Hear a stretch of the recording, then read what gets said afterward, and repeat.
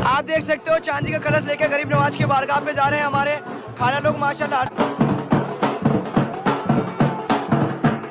ये कलश कितने किलो का होगा? ये 1.25 किलो का माशाल्लाह। आज क्या क्या पेश करने वाले दरबार में? राजस्थान में आज अलर्ट है क्योंकि अजमेर स्थित ख्वाजा मोइनुद्दीन हसन चिश्ती की दरगाह में शिव मंदिर होने के मामले को लेकर सिविल कोर्ट में आज सुनवाई होगी। सुप्रीम कोर्ट ने साफ कह दिया कि खादिमों का और दरगाह दीवान का इस जो दरगाह है इससे कोई संबंध नहीं है और ख्वाजा साहब की शादी का जिक्र नहीं है। ख्वाजा साहब सूफी संत थे तो उन्होंने शादी नहीं की, जिसमें यह जिक्र हो कि ख्वाजा साहब ने शादी की है, उनके कोई बच्चे थे।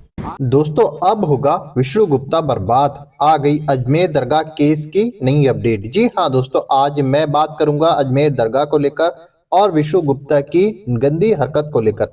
जैसे कि आपको पता ही होगा कि विष्णु गुप्ता ने अजमेर दरगाह पर केस किया है कि अजमेर दरगाह के नीचे शिवलिंग है। आज मैं आपको एक हैरान परेशान कर देने वाली बात बताने जा रहा हूं, जिसको सुनना आपके लिए बहुत जरूरी है।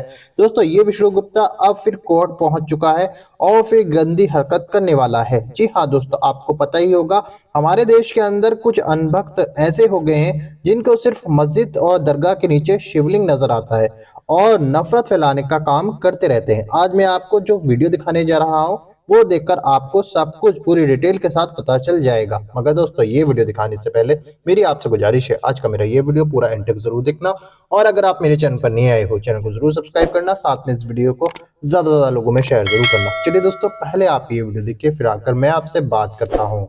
राजस्थान में आज अलर्ट है क्योंकि अजमेर स्थित ख्वाजा मोइनुद्दीन हसन चिश्ती की दरगाह में शिव मंदिर होने के मामले को लेकर सिविल कोर्ट में आज सुनवाई होगी।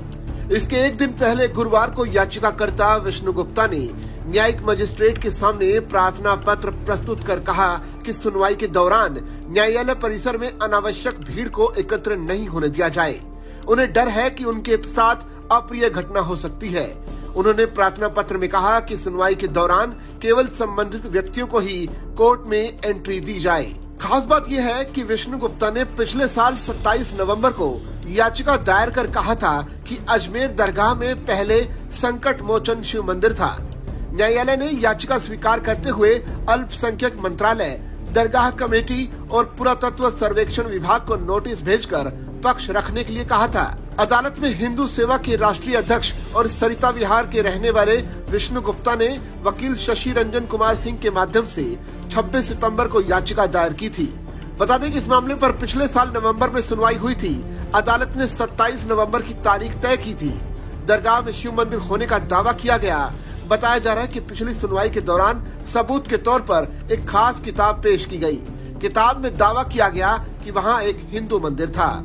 वहीं इस केस में हिंदू पक्ष ये दावा करता है कि दरगाह की जमीन पर पहले भगवान शिव का मंदिर था। मंदिर में पूजा और जलाभिषेक होता था। हिंदू पक्ष ने याचिका में अजमेर के रहने वाले हर विलास शारदा द्वारा साल 1911 में लिखी एक किताब का हवाला दिया है। पुस्तक में दरगाह के स्थान पर मंदिर होने का जिक्र है।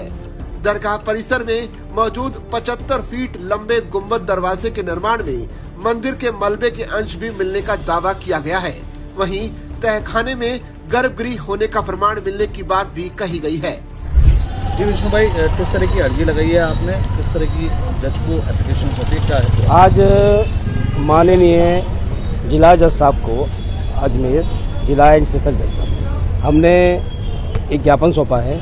ज्ञापन में हमने दिया है कि लास्ट टाइम जो हमारी सुनवाई हुई थी कोर्ट में, तो कोर्ट में इतनी भीड़ थी कि वहाँ पैर रखने की भी बिल्कुल जगह नहीं थी, जिसके कारण हमने सुरक्षा व्यवस्था को लेके माननीय जिला न्यायालय में एक ज्ञापन दिया है और उनसे निवेदन किया है कि जिस समय अजमेर दरगाह बनाम संकट मोचन महादेव मंदिर मामले की सुनवाई हो, उस दौरान सिर्फ उस केस से संबंधित लोगों को ही कोर्ट में एंट्री दी जाए, ताकि होने वाली अनहोनी घटना से बचा जा सके। क्योंकि मुझे लगातार पूर्व में भी धमकी मिल चुकी है, आप देख रहे हैं दिल्ली में भी धमकी आ रही है, कोई बम से उड़ाने की धमकी दे रहा है। और जब मैं इससे पहले वाली डेट पे जब अजमेर आया था तो यहाँ पे भी मुझे एक जान से मारने की धमकी दी गई। अब उस पर पुलिस कार्रवाई कर रही है, जो भी होगा वो सामने आएगा। लेकिन ऐसे में जब कोर्ट बिल्कुल फुल भरा हुआ है, जबकि उस केस के संबंधित कुछ 5-7-10 वकील हैं और वहाँ उस दौरान उस कोर्ट में 50 वकील होते हैं, इतनी भीड़ है, तो कोई क्या कर दे क्या नहीं। इसलिए सुरक्षा व्यवस्था को लेके मैंने मान लिया जिला जज साहब से मैंने निवेदन किया है कि उस दौरान सुनवाई के दौरान सिर्फ केस के संबंधित लोग ही कोर्ट में रहें। मामले में कल सुनवाई होनी है और जज साहब ने क्या कहा है इसको? ऐसा है, हमने ज्ञापन सौंप दिया है, जज साहब से मुलाकात ली हुई है, हमने ज्ञापन दिया है उनके ऑफिस में। अब वो देखेंगे। मुझे उम्मीद है कि सुरक्षा व्यवस्था की दृष्टि को ध्यान में रखते हुए तो माननीय जज साहब आदेश देंगे कि उस समय सिर्फ उसी केस की सुनवाई वाले दिन उसी केस के संबंधित लोग रहें। मैं ऐसा मांगता हूं। इस मामले में कल सुनवाई होनी है? इस मामले में कल सुनवाई होनी है और कल जो होना है वो मैं आपको बता देना चाहता हूँ। कल उनकी ओर से जो रिप्लाई फाइल हुआ था उस रिप्लाई का हमने काउंटर दिया है, हम काउंटर ले आए हैं, काउंटर जवाब जो भी है सबको हमने जवाब दिया है। जितने भी इंटरवेंशन आ रही हैं उसमें 10-11 रूल 110 की जितनी भी एप्लीकेशन है उन सबको हम डिनाई कर रहे हैं कि इस केस में कोई भी इंटरवेंशन बनने वाला कोई है नहीं। और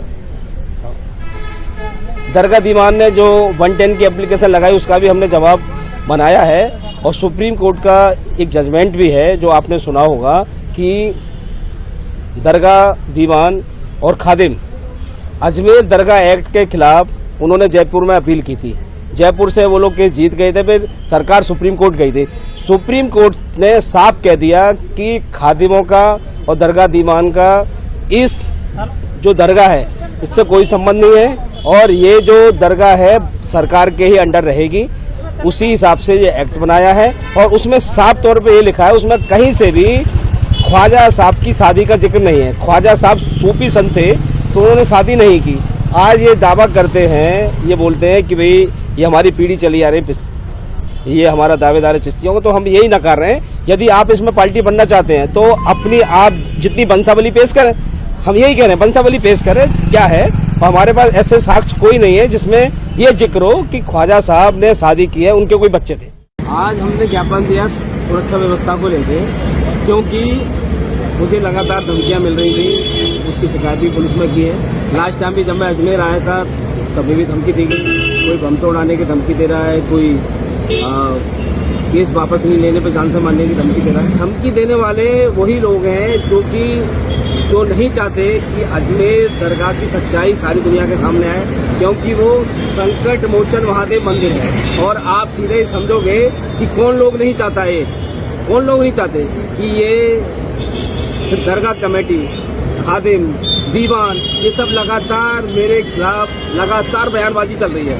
उसको देखते हुए ये सब हो रहा है। तो मैं तो सिर्फ कोर्ट की शरण में आया हूँ, मैं सिर्फ कोर्ट से न्याय मांगने आया हूँ। मैं ना तो कुछ गलत बोल रहा हूँ, सिर्फ हर व्यक्ति को संवैधानिक अधिकार है कोर्ट में जाने का और अपनी बात रखने का। तो लास्ट टाइम जब कोर्ट में सुनवाई हुई थी उस दौरान भी मैंने देखा कि कोर्ट खचाखच भरा हुआ था, एकदम वहाँ पैर रखने की भी बिल्कुल भी जगह नहीं थी। उसको लेके मान ली जिला न्यायालय और सेशन जज के समक्ष हमने ज्ञापन दिया है। उस ज्ञापन में हमने मांग की है, जब संकट मोचन महादेव मंदिर विराजमान ख्वाजा साहब के केस की सुनवाई हो माननीय मनमोहन सिंह चंदेल जी की अदालत में, तो उस दौरान उस केस के संबंधित लोग ही उसमें एंट्री करें। बाकी लोगों की जो केस से संबंधित नहीं है उस समय एंट्री ना हो, ताकि सुरक्षा व्यवस्था ठीक ठाक बनी रहे।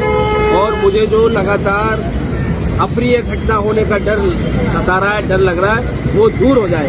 क्योंकि लास्ट टाइम पे बहुत भीड़ थी, पैर रखने की जगह नहीं थी, वो भीड़ का फायदा उठा के कुछ भी कर सकता है। इसलिए जिला न्यायालय के समक्ष हमने ज्ञापन पेश किया है और मांग की है कि उसमें जो कोर्ट के समक्ष जो लोग हैं उनकी एंट्री। दोस्तों देखा आपने ये वीडियो, मुझको पूरी उम्मीद है ये वीडियो देखकर आपको अजमेर केस के बारे में सब कुछ पूरी डिटेल के साथ पता चल चुका होगा। दोस्तों आपकी क्या राय है इस वीडियो के बारे में मुझको कमेंट बॉक्स में आकर कमेंट कर जरूर बताना। दोस्तों आज की वीडियो में बस इतना ही, मैं फिर मिलूंगा ऐसी ही दूसरी वीडियो के साथ, तब तक के लिए खुदा हाफिज।